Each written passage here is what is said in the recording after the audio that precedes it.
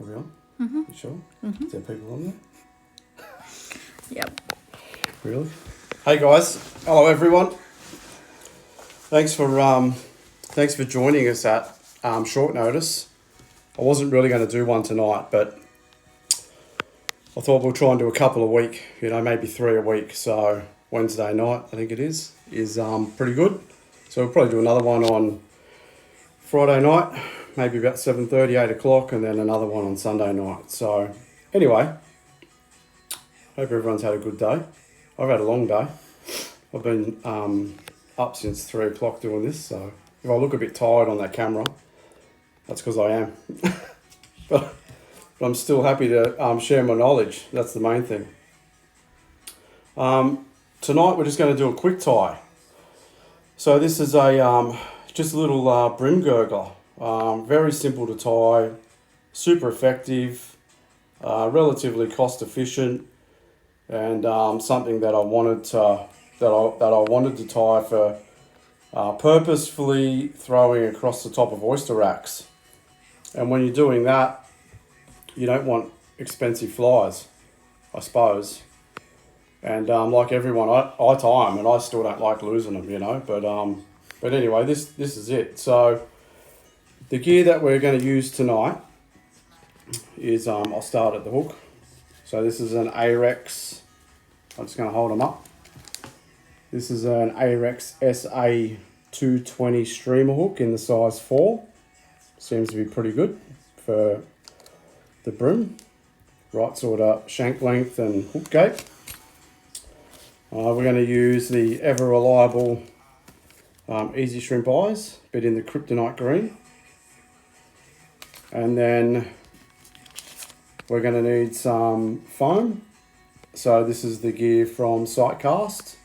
So this is 2 colours, chartreuse and olive, already bonded together.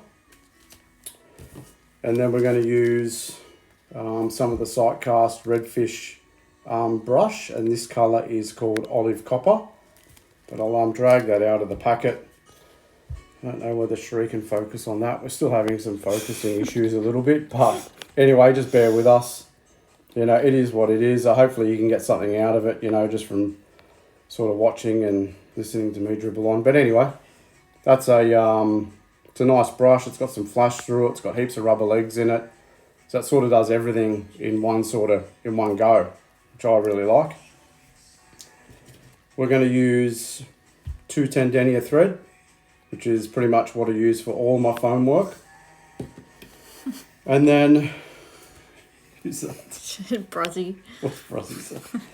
And then the equipment that we're going to need is just a set of older scissors for cutting the wire. You don't cut your wire with the good scissors. A nice little pair of trimming scissors, and these are the Loon hair scissors, so they're really nice. Dubbing brush, a bodkin, obviously your bobbin to hold your thread, your UV torch, and then some resin. Okay, and then that's pretty much it. So there's not too many materials with this, which I think, well, for me, it's very appealing. So we'll start by just applying a layer of thread to the hook shank. So I'll start just behind the eye, and I'm going to make my way all the way to just right above that barb point, just there, if you can see that on our top of the range dodgy cameras. Clip that little tag, and we're just going to form up the head. And we're actually just going to use the brush to form up the head, but we're just going to clip some pieces off of it. So just going to grab some of the fibres there, some of the legs, some of the flush, and some of the olive. And we're actually going to cut some of this off, just like so. Okay, away from the wire. And then we've just got like a nice little clump of gear just there. So we're just going to put this one on the bottom. So I'm just going to turn that around to get the angle right, and pop it in there underneath, and lock it down with a couple of little wraps. Maybe a few too many there, but anyway, you get the idea. Just pull that forward to make sure that you're happy with it and it's not too caught up.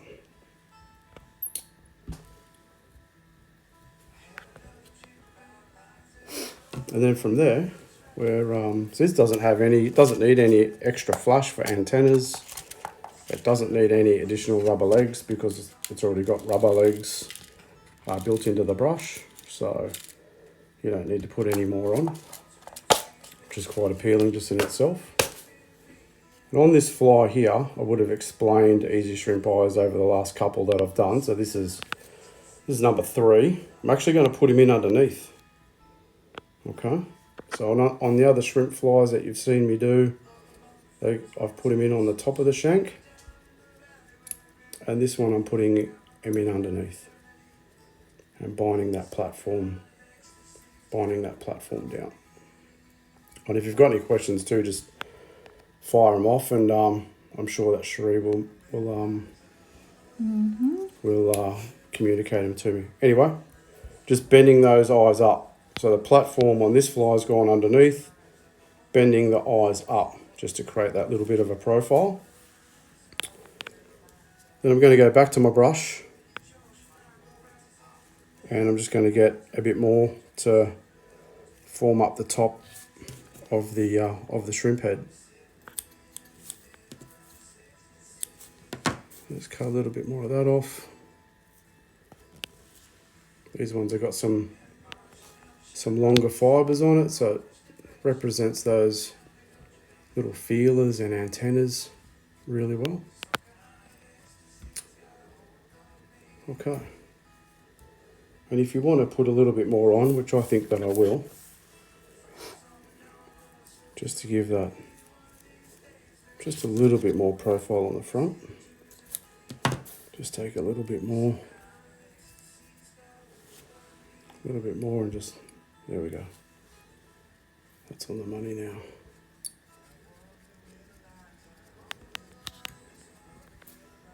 Okay, so we've got plenty of little dangly movie bits hanging out the front here, some flush, and that nice little tapered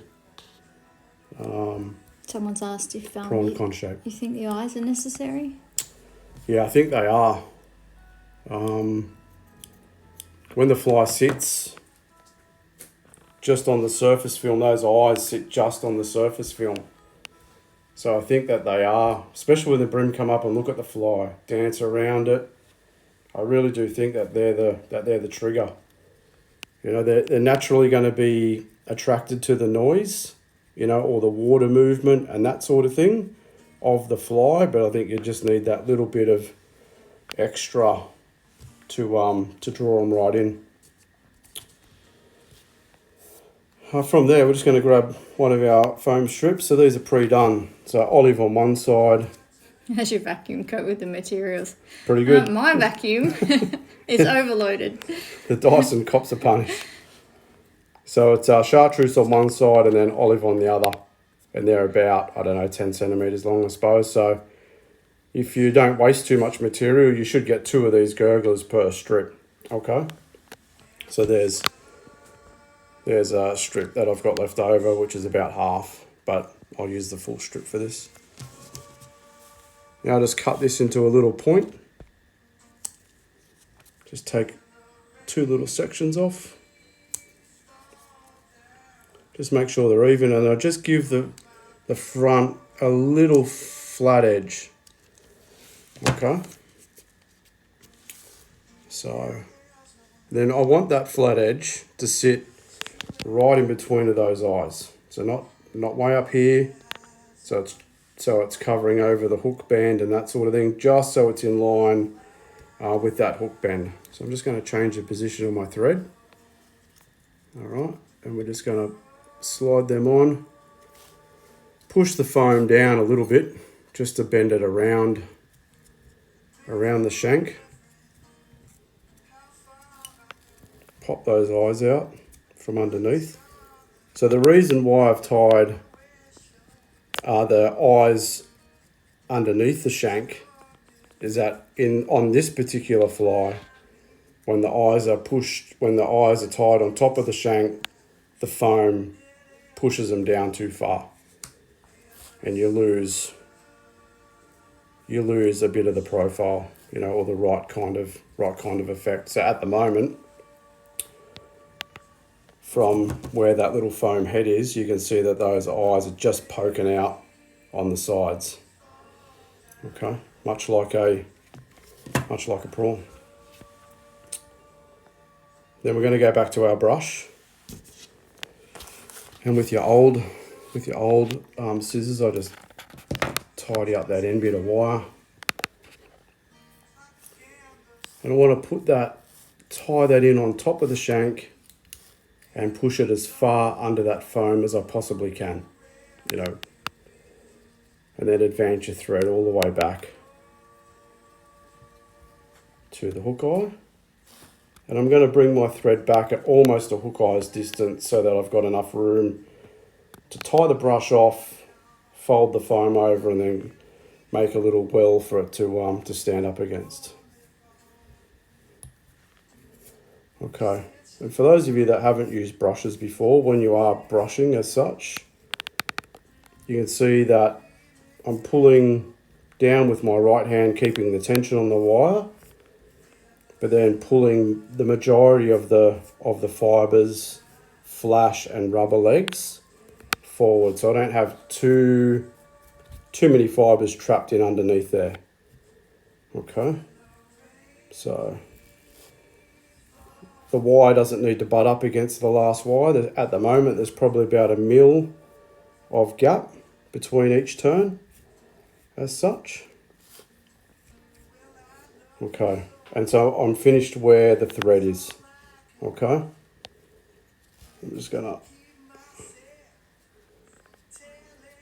lock that down with 4 or 5 wraps, get my old scissors and cut that wire just like so underneath. All right. Now, I suppose the reason why I use the 210 thread is that it's nice and strong. And more importantly for the foam, it's not going to cut through it because it's a nice flat, wide kind of thread. Now with your little brush device, brush the fibers out from the top and a little bit underneath. But if you pull the fibers forward as you're turning that way, then you shouldn't have too many issues with too many trapped fibers. Okay, I'm going to pinch the sides of the body on the top.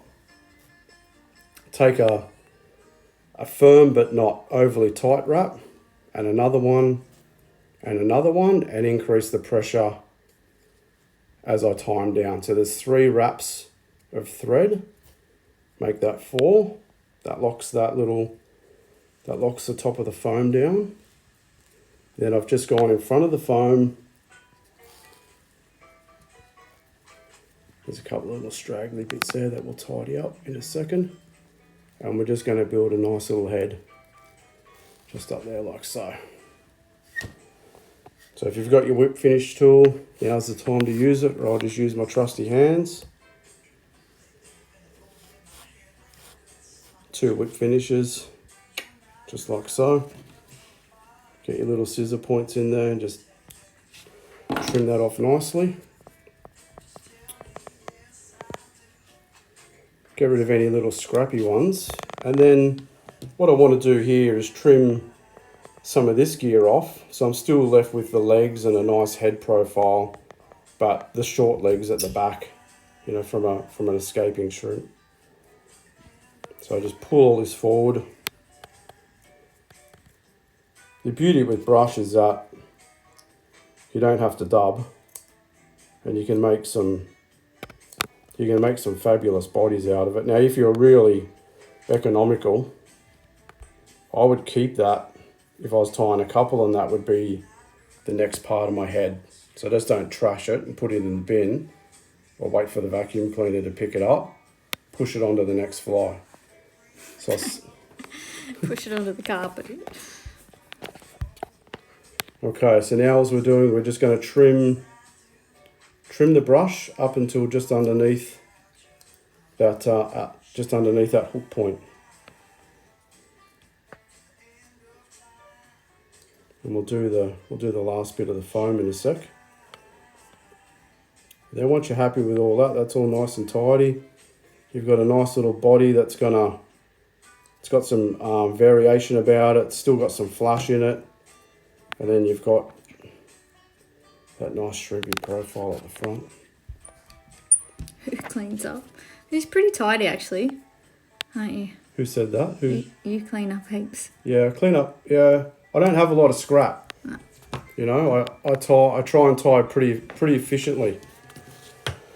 So I've just trimmed that to a little gurgler shape, and then to finish the fly off, I'm just going to put a little dab of resin in there, just on the threads.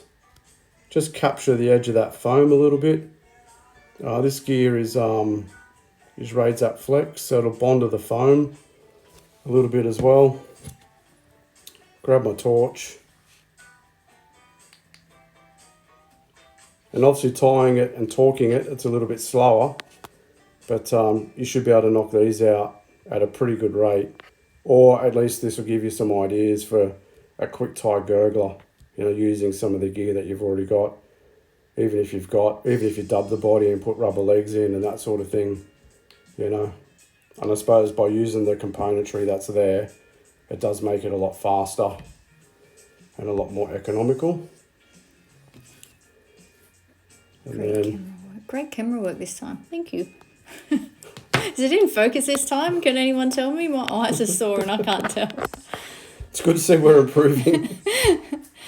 My eyes aren't focused. Anyway, so I'll just try and hold that, and you should be able to see, excuse me, under there where I've trimmed the fibres, but I've left these long fibres. Blurry. I've left these flowing fibres nice. Now on the paws, these little fibres here just move around. You know, there really is a nice little brimfly, and only one that, you know, I was in Foster Tuncurry a month ago and fishing the racks, and then this is the fly that we really had some good success on off the top. So that's it. It's the rack gurgler. Question, can you dudes do a pack with all the materials needed? Yeah, we can. From the 3 that we've done so far, this being number 3, that's probably the most commonly asked question that we're receiving right now. So we've actually started.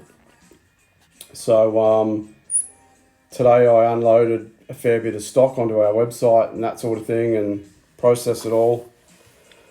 And we've built our first pack. So the first 2 videos were shrimp based videos. So on the website now, there's a tan shrimp tying kit, and it's got all the gear in it that you need to tie, you know, 15 or 18 flies. So that's where we started.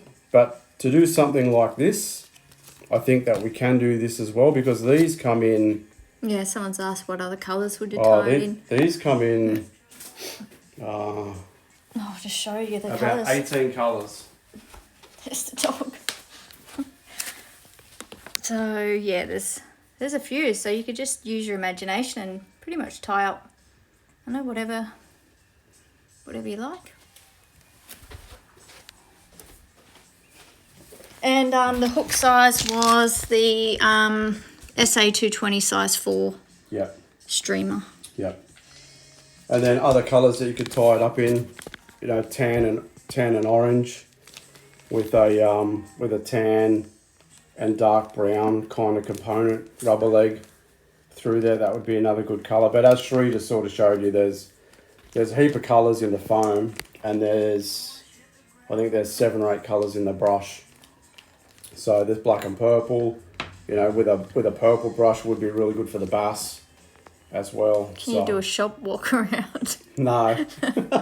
Maybe next time. there's a bit there. I think we've got just under 1,800 product lines now, so it's growing, and most of it's fly tying gear. So if you can't find, what you're after, maybe just shoot us a DM or something like that on Instagram is probably the best way. The volume of messages that I got from the last two is incredible. Honestly, it's the thank you messages and the further questions and the photos that have come through from people tying their own flies and sending stuff back is amazing. So I appreciate it. I hope that you guys appreciate me spending some time to show you how I do it. Have a look on our website. Everything's there. I work on it every day pretty much. So, and then I suppose from here, probably on Friday, we might do the Pro Sport Fisher shrimp shells. I think that'd be a good one to show everyone. It's a product that I've had for a little while now, but it's pretty unique and gives your shrimp a bit of a different finish. So I contemplated that one tonight, but I'd rather a quick one tonight. It was last minute notice, but Friday night we'll do the Pro Sport Fisher shrimp shell for sure. So we're going to try and save this one. So Fat issues. the other two we saved and they went to our Instagram story, and it was difficult to get it back to put onto our YouTube channel, and that's where we really want the stuff to go. So there's a recorded version of the first one on our YouTube channel right now. The raw prawn video we lost. That went. We couldn't save that one, so we lost that one. But I will do just another tie of Shree filming that one, and we will get that one onto YouTube as well. Tad tied. And this one, we'll just save this video after this is ended, and we'll get this one onto YouTube tomorrow night or something like that. So, but again, if you've got any questions about your tying, want to send me your photos, there's still people that I haven't got back to. There's a heap of messages that I still need to get back to. So if those people are watching now, you're not being ignored or whatever. I just haven't got to you yet. You're in the queue. All right. So. Cool. So any other questions? I don't think so. Are we all done? What are you planning on tying for? This is my question. What's Friday night special? Friday night will be a shrimp. It'll be the HPU shrimp that uses the Pro Sport Fisher shrimp shells without eyes. I'll show you how I touch those. I think you said that. Yeah, I missed that part. I did say that. Cool. Anyway, thanks everyone. Really appreciate it. Hopefully you learnt something from it. Quick brim gurgler to throw over the racks, especially if you like casting them 3 or 4 racks back and you don't mind losing a couple, then this is probably the fly to have a go at. Thanks guys. See you later.